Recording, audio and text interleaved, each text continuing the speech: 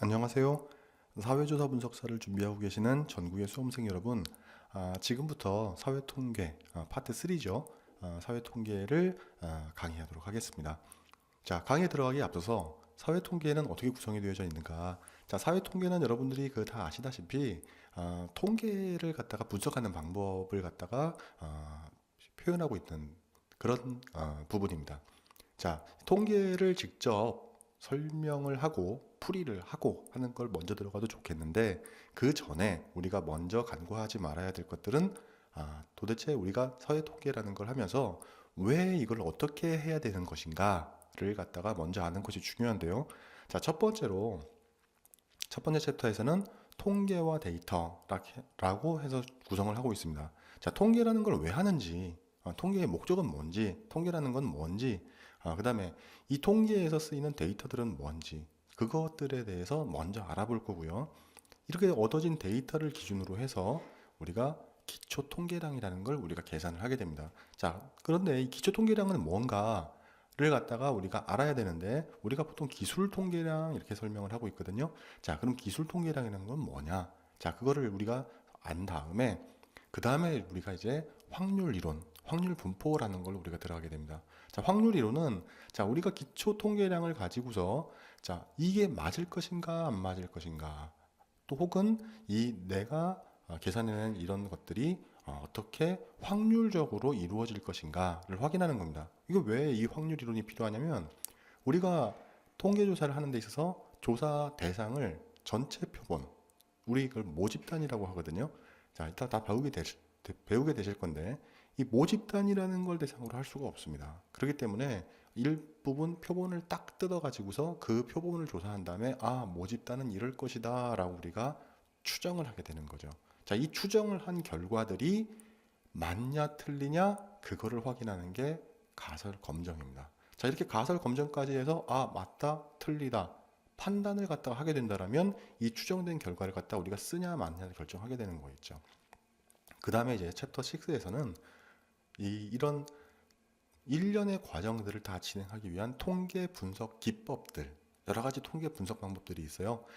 집단에 따라서 혹은 우리가 얻어진 데이터의 종류에 따라서 어떤 분석 방법을 쓸 것인지, 그 내용들을 우리가 먼저 알고 있어야 통계를 접근할 수 있기 때문에 우리가 이 부분을 먼저 알고 들어갈 겁니다.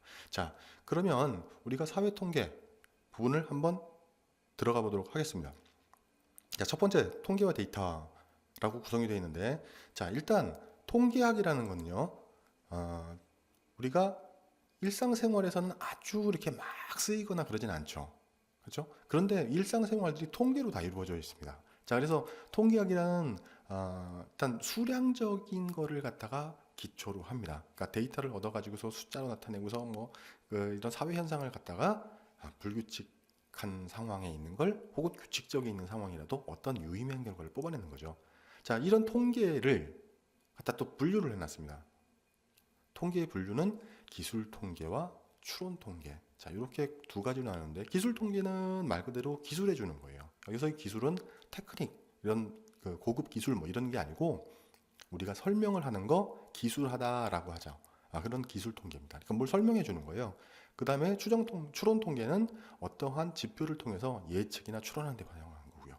자, 이렇게 구분을 할 수가 있고, 이 통계의 목적은 통계를 왜 하느냐를 우리가 확인하는 건데, 어떤 의사결정을 할 때, 자, 오늘 점심에 김치볶음밥을 먹을까? 혹은 오므라이스를 먹을까? 이걸 결정을 한다고 해보세요. 자, 어떤 게 좋을까? 의사결정.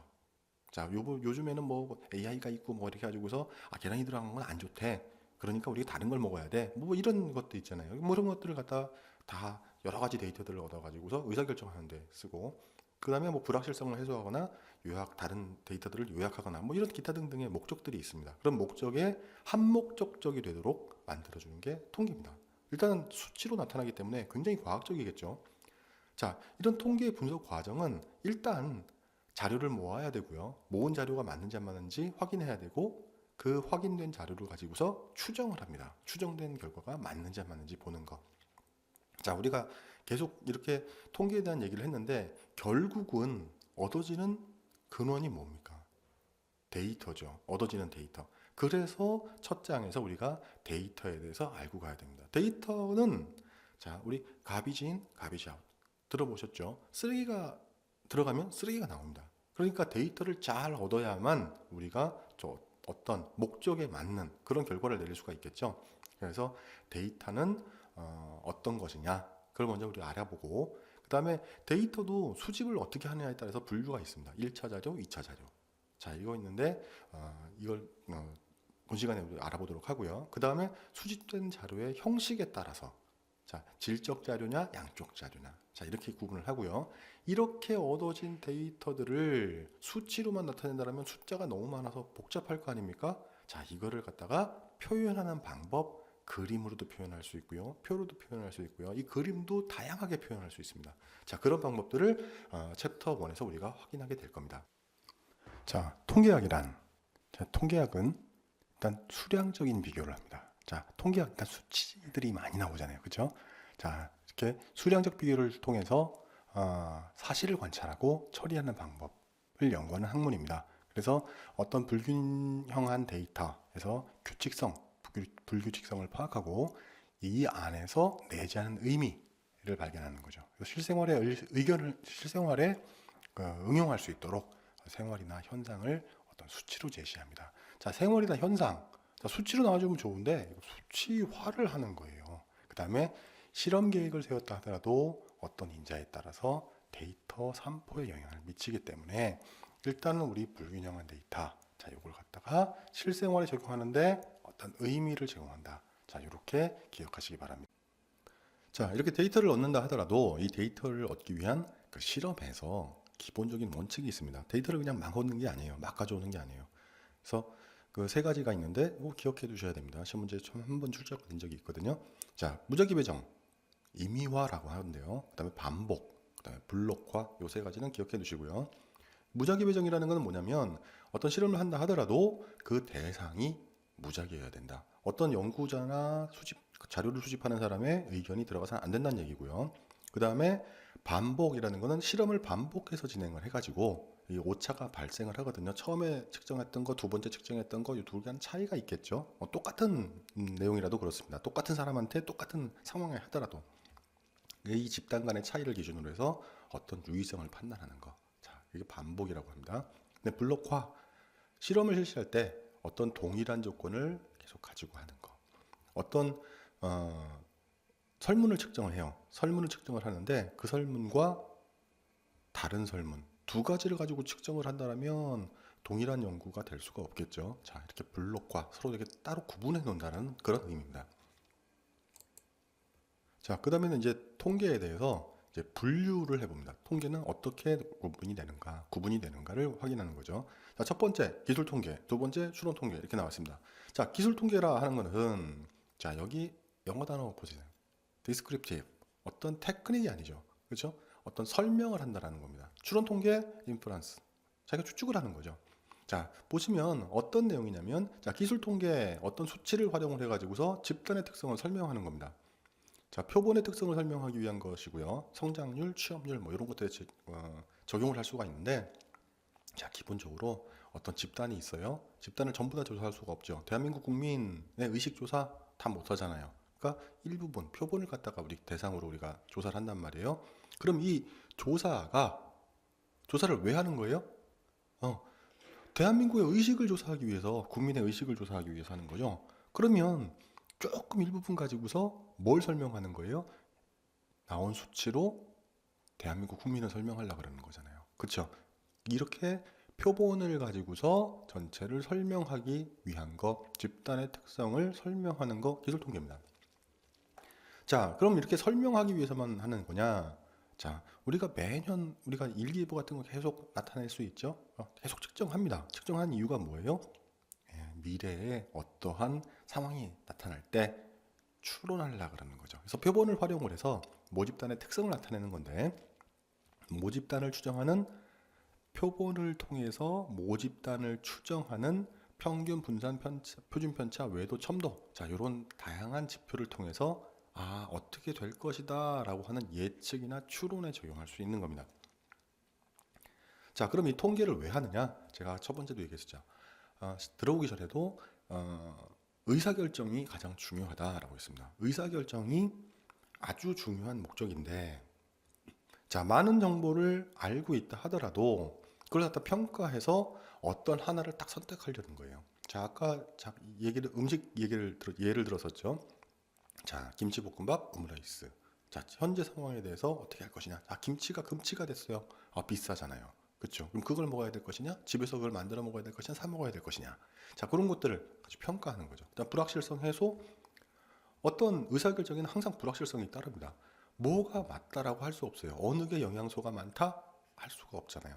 근데 데이터가 다양하다면, 그리고 과학적 통계 기법을 이용한다면 자신에게 가장 유리한 그런 불확실성을 해소할 수 있죠. 그 다음에 이제 요약입니다. 요약이라는 거는 데이터가 굉장히 많단 말이에요. 자, 이런 데이터들 안에서 어떤 자기한테 필요한 정보나 의미를 찾아내야 되는데 숫자가 너무 많으면 일단 머리가 복잡해집니다. 그렇기 때문에 요약해서 순간적으로 딱 판단할 수 있다면 의사결정자의 고민을 해소해 주는 거죠. 그 다음에 연관성 파악도 합니다. 수치대로 자, 어떠한 대상에 대해서 아까 얘기했던 그런 통계량들을 분석을 해냈어요. 그러면 그 통계량 자체만으로 끝나는 게 아니라 서로 대상들에 대해서 연결이 되어져 있는가, 어느 정도 연관성이 있는가, 자, 이런 것들을 파악할 수 있다라면, 자, 인과관계도 파악할 수 있다라면 조사자나 연구자에게는 더 많은 볼 수 있는 여러 가지 선택안을 줄 수가 있겠죠. 그 다음에 예측입니다. 자, 이 예측은 자, 한번 인과관계를 한번 생각해 보세요. 인과관계, 원인과 결과관계입니다. 자, 이건 어떤 하나가 변화하면 그 변화가 다른 거에 영향을 미치는 거, 그게 인과관계죠. 자, 이걸 갖다가 계속 측정할 수 있다라면 어떤 하나의 추세로 판단할 수 있습니다. 그럼 이 추세가 계속된다? 그럼 미래에 어떻게 될 것인가 우리가 판단할 수가 있겠죠. 그래서 예측할 수 있는 기초 자료로도 우리가 활용을 할 수가 있다라는 겁니다. 자, 이렇게 다양한 목적으로 인해서 우리가 통계를 갖다가 활용하게 되는데, 자, 이 통계 분석을 어떻게 해야 되느냐, 그 과정에 대해서 알아보면, 자, 어떤 통계는 자료를 통해서 어떤 자료를 추출을 해서 거기에서 의사결정, 불확실성 해소, 요약, 연관성 파악, 예측 이렇게 하는데 자료를 일단 수집을 해야 됩니다. 그 다음에 이 수집된 자료가 다 좋은 것이냐 아니면 그렇지 않은 자료는 뽑아내야 되겠죠. 이 뽑아낸 정제된 자료를 가지고서 추정을 하게 됩니다. 어떤 상황에 대해서 이 추정된 상황이 맞냐 안 맞느냐 검정하는 수집, 정제, 추정, 검정의 과정을 거치게 됩니다. 각각 하나씩 우리 한번 알아보도록 할까요? 자, 자료의 수집, 그냥 일반적인 그냥 수집이 아니라 자료의 수집입니다. 자, 설계한 수집 도구, 자, 설문지가 될 수도 있겠고요, 어떤 질문지가 될 수도 있겠고요, 뭐 기타 등등의 도구를 통해서 조사 목적에 맞는 자료를 수집하는 건데, 자료가 많을수록 과연 좋은 것이냐? 그렇지만은 않습니다. 통계에서는요.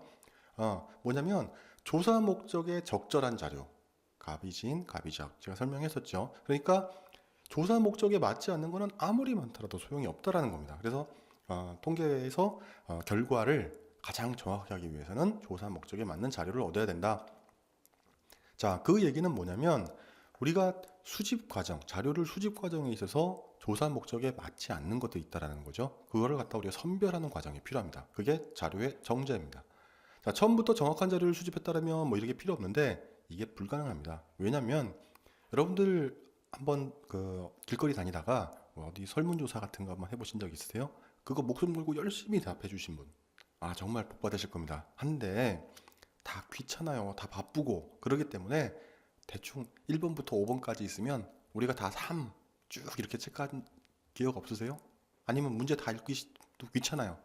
그렇기 때문에 조사자 입장에서는 어떤 자료가 맞는 것인지 실제로 좋은 자료만 정제를 해내는 과정이 필요합니다. 그 다음에 이제 추정이죠. 자, 이제 자료를 정제해냈습니다. 그러면 이제 그 자료는 조사 목적에 맞는 거죠. 그러면 표본을 갖다가 분석을 해내는 겁니다. 왜? 이 표본을 분석한다라고 하니까 갑자기 또 뜬금없이 뭐가 딱 들어온 거라고 생각하는데 그게 아니고 우리가 조사한 대상, 거기서 얻어낸 것, 대상이 전부 다 표본입니다. 자, 이 표본을 다가 설명해 주는 거죠. 예, 이 설명하는 거 뭘 설명한다 그랬어요? 표본을 통해서 우리가 모집단을 우리가 설명한다 그랬습니다. 자, 표본은 결국 모수를 추정하는 거다. 자, 모수 우리가 통계량 모수 뒤에 나올 겁니다. 일단은 모집단에서 우리가 알고 싶고자 하는 그 수치들이 모수입니다. 자, 이 모수를 추정하는 것이 잘 추정하는 것이 좋기 위한 좋은 건데 결론은 요겁니다. 양질의 자료. 자, 정제를 잘해야 되겠죠. 데이터를 왕창 모은 다음에 거기서 딱 좋은 거 엑기스만을 딱 뽑아내서 요거를 가지고서 추정을 해내고 맞는지 안 맞는지 검사를 해내는 게 우리가 검정입니다.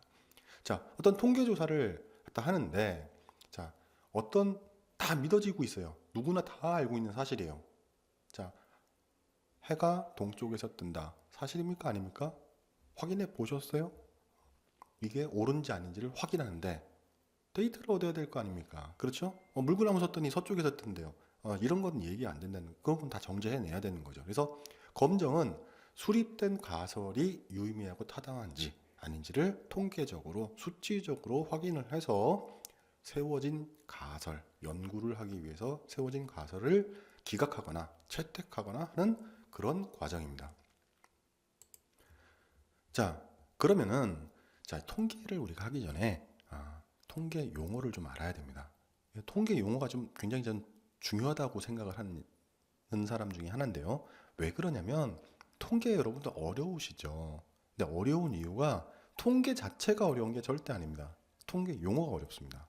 그리고 이 통계에서 쓰이는 용어들은 실생활에 잘 쓰이지도 않아요. 추론, 확률, 모집단 뭐 이런 거 써보셨어요? 오늘 대화에 이런 내용이 단어가 들어간 적이 있나요? 없죠. 그래서 용어 때문에 어렵습니다.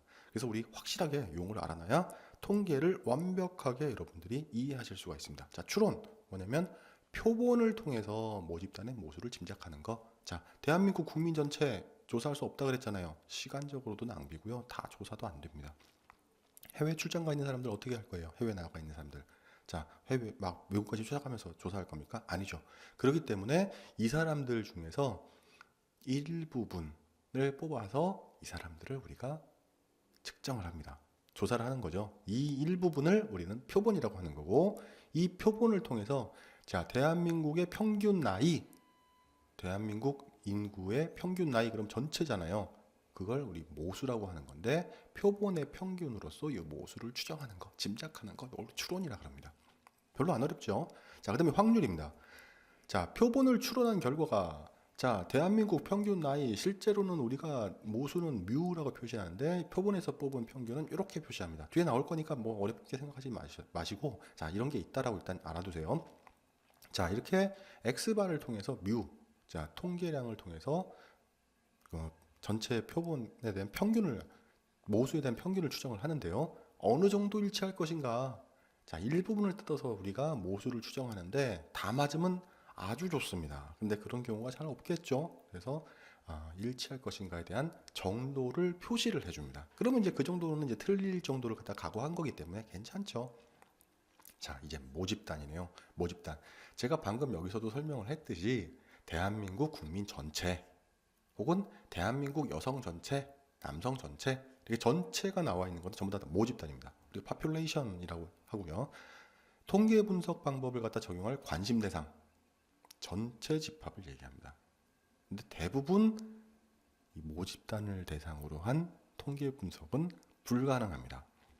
자, 모집단을 대상으로 연구를 진행한다라면 왜 불가능하느냐? 물리적 한계. 시간도 없고요, 돈도 없고요. 조사를 하게 되면 돈이 들어가게 되니까 비용이 들어가잖아요. 그죠? 모집단 전체를 전수조사하기는 쉽지가 않습니다. 예를 들어서 대한민국 여성 2016년도에 수입된 모든 쇠고기 이거는 샘플밖에 안 되죠. 왜 다 먹어봐야 되잖아요. 다 뜯어봐야 되고 그런 팔지를 못하잖아요. 자, A 쇼핑몰 회원 전체 혹은 B 통신회사 전체 가입자 자, 요런 전체 집단 이걸 갖다가 우리가 모집단이라고 한다. 자, 모집단을 갖다 우리가 확인했다라면 이제 표본이라는 걸 알아야 됩니다. 표본. 아까 대한민국 국민 전체 우리가 못하니까 뭐라 그랬습니까? 일부분을 빼서 뜯어서 하니까 이상하네요. 일부분을 빼서 우리가 조사를 하게 되는데 이 일부분을 우리가 표본이라고 합니다. 샘플이라고 하죠, 보통. 자, 모집단을 대표할 수 있는 일부를 추출을 해서 조사를 실시하는데, 자, 이런 직접적인 조사 대상이 된 모집단의 일부분. 자, 이걸 우리가 표본이라고 하고, 자, 모수.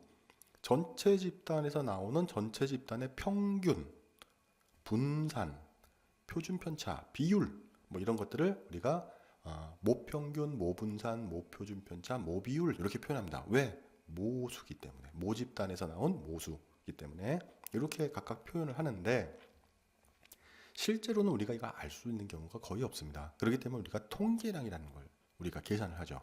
자, 전체를 모르기 때문에 일부분, 표본을 통해서 평균도 구하고요, 분산도 구하고, 표준 편차, 뭐 비율 하는데, 표본 평균, 표본 분산, 표본 표준 편차, 표본 비율, 자, 이렇게 얘기합니다. 일반적으로 우리가 나타내는 그런 그 평균이나 분산, 표준 편차, 비율, 요건 전부 다 표본에서 얻어진 통계량이라고 생각하시면 됩니다. 자, 그 다음에 이제 추정입니다. 추정. 자, 7번째로 추정. 자, 모집단을 대상으로 하는 분석이 불가능하다고 설명드렸었죠. 자, 모집단으로부터 표본을 구성을 해서 모집단에서 구성되어질 모수를 추정하는 거예요. 표본에서 얻어진 평균, 분산, 기타 등등의 통계량으로 전체 모집단에서 평균, 분산 등의 모수는 어떻게 될 것인가를 갖다가 추정하는 겁니다. 그 다음에 이제 예측입니다. 자, 이런 추정을 계속 반복하게 된다면 거기에 일단 일정한 패턴이 나타납니다. 그 패턴을 찾아내서 미래에 활용할 수 있도록 어떤 특정한 모수를 가늠하는 거, 확인을 안 했어요. 확인을 한다라면 표본에서 얻어진 통계량이 되겠지만, 그거를 찾아내지 않고도 내일 날씨는 어떨 거야 라고 우리가 짐작을 하는 거죠. 자, 아래 요 예는 날씨입니다. 날씨. 자, 현재 날씨를 갖다 분석을 하고 과거의 날씨를 계속 분석을 해서 몇 년, 수십 년 동안 분석을 해서 일정한 패턴을 찾아낸다라면 내일 날씨도 예측할 수 있겠죠. 그래서 보면은 여기 안에 보면은 이렇게 퍼센트로 이렇게 나타납니다. 자, 이런 확률로 예측한 거. 자, 요걸 갖다가 우리가 예측이라고 합니다. 자, 변수. 자, 조사방 보면 1, 2에서 변수라는 얘기 많이 나왔죠. 자, 변수는 자, 이 통계에서 자, 어떤 주제에 대해서 어떤 상황에 대한 가변적인 유입니다. 변하는 거죠. 변하는 거. 변하는 숫자를 변수라고 합니다. 딱 간단하죠. 조사 방문에서 했던 것보단. 자, 질적 변수, 양적 변수, 독립 변수, 종속 변수, 기타 등등의 변수들도 많이 있죠. 뭐 매개 변수라든가, 그 다음에 외부 영향을 미치는 뭐 통제 변수라든가, 뭐 기타 등등 많이 있습니다. 그건 여러분들이 확인했을 거고, 자, 이 사회 통계에서는 여러분들이 이런 것들을 갖다가 다 알아볼 겁니다. 자, 그래서 중요한 거는 뭐냐면, 자, 일반적으로 통계에서 쓰이는 평균, 분산, 표준 편차, 비율, 요거는 전부 다 뭐라 그랬습니까? 표본을 통해서 나오는 자, 표본 평균, 표본 분산, 표준 편차, 표본 비율이라고 했습니다. 꼭 기억해 두시고요. 자, 그다음에 이제 데이터입니다. 자, 데이터는 아주 중요하다 그랬죠. 왜냐면 쓰레기 데이터를 얻으면 쓰레기 데이터 결과밖에 안 나옵니다. 아무리 분석을 잘하고 통계의 달인이라 하더라도 데이터가 정확하지 않다라면 전부 다 망하는 겁니다. 자, 그렇기 때문에 자, 데이터 아주 중요하다 그랬는데 실제로 시험에는 좀 최근에는 나오지 않는 경향입니다. 자, 조사 목적에 맞는 변수를 기반으로 해서요, 표본으로부터 수집된 자료, 자, 이걸 우리가 데이터라고 한다. 데이터는 변수의 특성에 따라서 단일 자료 혹은 다중 자료, 하나에 대해서 하나만 얻을 수도 있고요, 뭐 여러 자료를 얻을 수도 있고요, 그런 거죠. 단일 자료는 비교적 간단한 변수에 주로 사용되고요, 다중 자료는 복잡하거나 정교하게 살펴야 될 때, 자, 이런 걸 우리가 데이터라고 한다. 병원에도 가면은요, 우리 병원에 보고서 딱 얼굴 보고서 딱 알면 얼마나 좋습니까? 얼굴 낯 색깔로. 근데 여러 가지 조사하잖아요. 그게 뭡니까? 복잡하거나 정교하게 살펴야 되기 때문에 그런 거라고 생각하시면 되겠습니다.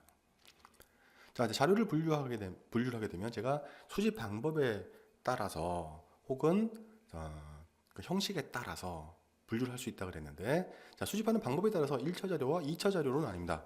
자, 1차 자료는 연구자가 직접 자료를 수집한 거, 자, 경험으로 하는 겁니다. 자, 2차 자료는 1차 자료를 가공한 자료입니다.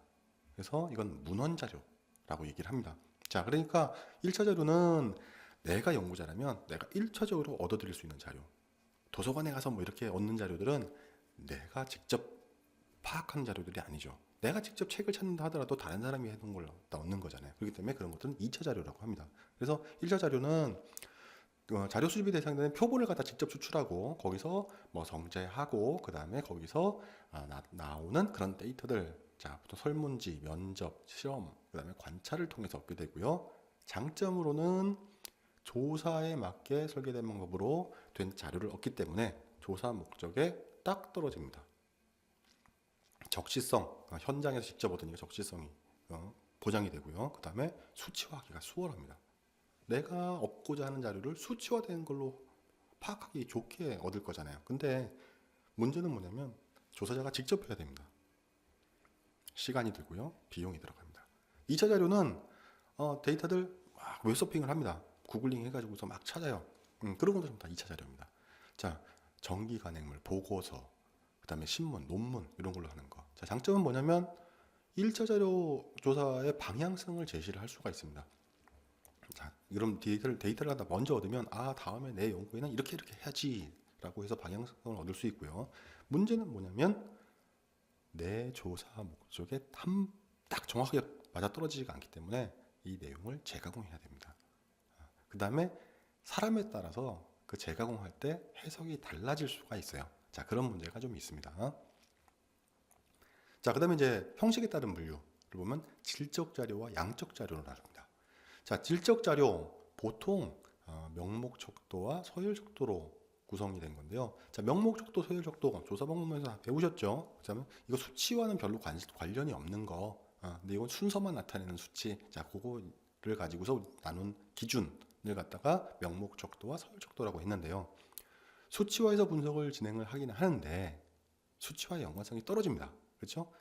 뭐 수치와 연결된다 하더라도 1등, 2등, 3등, 첫 번째, 두 번째, 세 번째 요 서열 척도가 전부 다잖아요. 그렇기 때문에 연구자가 스스로 방법을 구분하는 방법을 갖다 만들어내야 돼요. 그래서 조사 대상을 분류하거나 확인하기 위해서 수치를 부여한 자료를 얘기하고, 양적 자료는 보통 등간 척도랑 비율 척도, 수치와 정확하게 딱 떨어지는 것들이죠. 그러니까 덧셈, 뺄셈 다 가능한 것들. 수치로 구성된 이산형 자료와 연속형 자료로 나눠집니다. 이산형 자료는 합격자의 수, 불장품의 개수, 참가 인원 딱 떨어지죠. 숫자가. 연속형 자료는 길이 쭉 돼 있는데 연속돼 있잖아요. 이게 몇 센치야? 1cm, 2cm 이렇게 하면은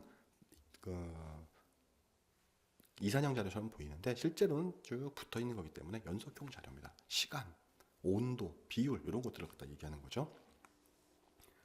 자, 그 다음에는 이제 자료를 표현하는 방법입니다. 자, 자료를 표현하는 방법은 데이터를 많이 얻었잖아요. 근데 이거 데이터 많이 얻어서 수치로 많이 나와 있다 하더라도 한눈에 쫙 안 들어오면, 시간이 많이 걸리면 어떻게 해요? 시간이 빠르고 정확한 판단을 내리는 게 가장 좋겠죠.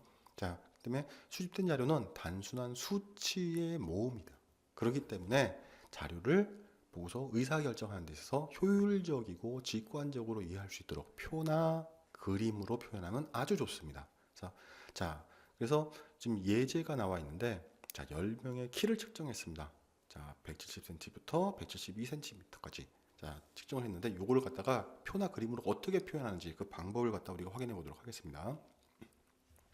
자, 그래프 두 가지가 있습니다. 점도표, 산점도, 그 다음에 뭐 이렇게 표현을 하는데, 자, 이렇게 점을 탁탁탁탁 찍습니다. 해당하는 키에 170cm부터 172cm까지 딱 이렇게 해당하는 사람들을 키에 대해서 딱딱 찍는 거죠.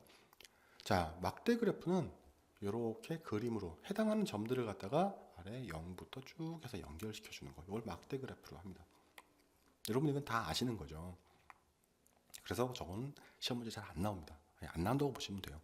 자, 그다음에 도수 분포표. 자, 도수가 뭡니까? 몇 번으로 발생하는 빈도에 대한 숫자를 도수 분포표로 만든 겁니다. 도수 분포를 갖다가 그림으로 나타내면 도수 분포도가 되겠죠. 자, 보면 자, 연속형 척도로서 수집된 자료를 갖다가 계급으로 나누고요. 빈도를 나타내야 되니까 이건 몇 번, 이건 몇 번 표시해야 되니까. 자, 이렇게 아까 그 키 잰 거를 갖다가 10cm 단위미터로 나타낸다면 이렇게 우리가 계급을 갖다 설정할 수 있고, 각각 몇 번 출연을 했는지 그걸 갖다 우리가 확인을 하실 수가 있습니다. 자, 보통 이 방법은 요걸 작성하는 방법은 범위를 계산하고요. 범위 계산하는 방법 나중에 설명할 건데요. 최대값에서 최소값을 뺍니다. 그렇게 하는 건데 일단은 이렇게 이해하시고요. 자, 계급의 수를 분석자가 주관적으로 결정을 합니다. 10cm로 할까, 5cm로 할까. 그다음에 해당하는 도수를 갖다가 딱딱 적어 넣어주면 되죠. 이렇게 하면 도수분포표는 마무리가 됩니다. 자, 도수분포도 자, 보통 우리 히스토그램이라고 나타내는데요. 자, 도수분포표로 일단 정리를 하고 나서 X축 혹은 Y축으로 계급과 도수를 나눈 다음에 이거를 갖다가 각각 얼마나 있는지 이렇게 해당하는 도형으로 이렇게 표현을 해주는 겁니다. 자, 특정치들을 계급으로 구분하고 각급에 포함되는 특정치의 개수, 도수죠, 빈도수. 이걸 갖다 표현한 거고요. 각 계급과 상한과 하한이 서로 연결되기 때문에 요 막대 그래프와는 조금 구분이 됩니다. 자, 요 여러분들 시험 문제에 가끔 나옵니다. 자, 그 다음에 이제 상자 수렴 그림 잘 나타나진 않는데 주로 어디 나오냐면 이거 증권 그 주식 투자하시는 분들 요거 많이 보셨을 거예요. 보면 뭐냐면 이렇게 상한과 하한, 최대값과 최소값을 기준으로 해서 1사분위수, 2사분위수, 3사분위수, 4사분위수 이렇게 구분을 해가지고 측정치를 쭈르륵 배열을 하는 겁니다. 가운데다가. 자, 이렇게 해서 여기 보면은 최대값, 최소값, 평균, 중앙값 이런 많은 정보들이 요 하나의 표 안에서 다 보여지는 거예요. 그러니까 아주 활용하기는 굉장히 좋겠죠. 그 다음에 이제 로렌츠 곡선이라는 게 있습니다. 지금은 잘 안 나오는데 몇 번씩 출제된 문제들이에요. 로렌츠 곡선도요. 통계학자 로렌츠가 창안한 소득 분포의 불평등도를 갖다가 나타낸 겁니다. 그래서 소득 금액을 갖다가 인원에 대한 누적 백분비를 기준으로 해서요. 소득 금액의 누적 백분비를 갖다가 따로 나타낸 거. 소득과 인구 백분율 이렇게 표현하기도 합니다. 그래서 균등분포는 이렇게 쭉 돼 있는데 그렇지 않은 것들은 이렇게 아래로 이렇게 떨어지게 됩니다. 그래서 45도선이 균등분포선이고 실제로 이렇게 측정을 해보니까 로렌츠가 측정을 해보니까 이렇게 떨어지더라. 그게 우리 로렌츠 곡선입니다. 그래서 불균등 면적이 넓을수록 우리가 소득 불평등도가 심화된다. 그러니까 화면에 여러분들 보시듯이 이 파란색 부분이 크다라면 소득의 불평등도가 크다 이렇게 판단하시면 됩니다. 그 다음에 이제 시험 문제 잘 안 나오진 않는데 보기로 이제 나왔기 때문에 제가 여기다 그림을 갖다 놨습니다. 자, 리그레스 그램이라는 거예요. 자, 리그레스 그램은 2차원 그램을 X와 Y를 하고 X축을 구간으로 나눕니다. 구간으로 나눠서 거기에 평균, 해당하는 구간에 도출된 평균을 갖다 표시해 줍니다. 그래서 X와 Y의 두 특성에 대한 변화 양상을 확실하게 파악을 할 수가 있습니다. 아주 이것도 나름대로 되게 편한데 실제로는 많이 사용되지 않는다라는 거 기억해 두시기 바랍니다. 자, 지금까지 첫 번째 통계와 데이터에 해당하는 내용을 여러분들 확인하셨는데요. 자, 여기서 여러분들 그 중요한 내용들 제가 강의 시간에 강의를 하면서 설명을 드렸습니다. 해당하는 부분은 꼭 외워주시고요. 여러분들 그러면 반복해서 해당하는 그 용어들이 있었잖아요. 그런 것들 좀 반복해서 준비해 주시면 여러분들 시험 준비하는데 전혀 문제가 없을 것이라고 생각됩니다. 감사합니다. 수고하셨습니다.